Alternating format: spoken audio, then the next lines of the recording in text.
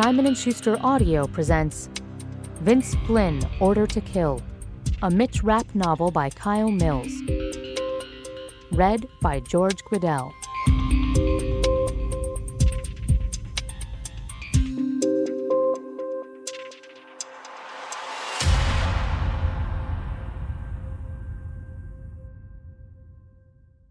Prelude. Central Siberia.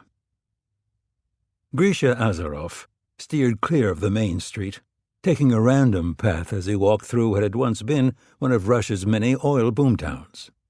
The satellite photos provided to him had been out of date, depicting prosperity and activity that had disappeared so completely it was hard to believe either ever existed. Wood buildings constructed in better times were jumbled together on both sides of him. Peeling and soot-stained, most were now abandoned. Curtains, wet from the recent rain, fluttered through broken windows, slapping audibly against the frames. The population of this particular company town had dropped by more than 80% as the collapse in oil prices made extraction unprofitable. The most capable workers had moved on to more viable fields. Many others had returned home or gone in search of opportunities outside the energy sector. The men who had stayed, those he occasionally passed on the narrow street, were the ones with nowhere to go. Trapped in this forsaken corner of Siberia, they were now beset by deepening poverty, alcoholism, and drug addiction. When the winter cold descended, some would finally move on. Others would die. Despite the worsening decay, the Russian oligarch he was there to meet, a billionaire many times over, remained. He had grown up in towns like this, and his father had died in a Soviet-era mining accident only a few hundred kilometers away. Dmitry Utkin worked hard to maintain the legend of his meager beginnings. He wore the frayed work clothes still admired by the Russian masses and made no effort to hide the literal and figurative scars left by a childhood of hard labor.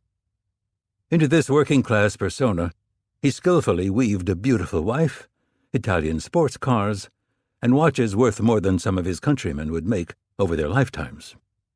And they loved him for it. He provided the illusion that Russia's path to greatness was still accepting travelers, that they too could rise from squalor to become one of the country's great men.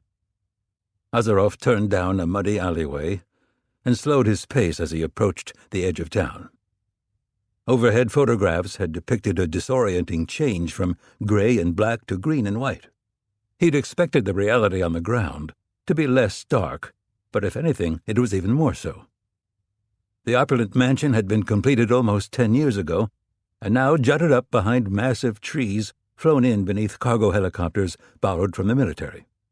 Rumors were that the structure consisted of nearly 100 rooms. According to the architectural plans Azarov had been provided, the actual number was higher, 106. Photos of the facade were surprisingly hard to come by, so Azarov stopped to examine it through the swaying leaves of imported landscaping. It was a typically grand and tasteless attempt to resurrect the past, to emulate the long-dead royalty with whom men like Utkin felt such kinship. Security men began to appear as he closed in. Not surprisingly, they seemed confused. While he was precisely on time, they would have been told to watch for a man in an expensive European suit, driving an even more expensive European car.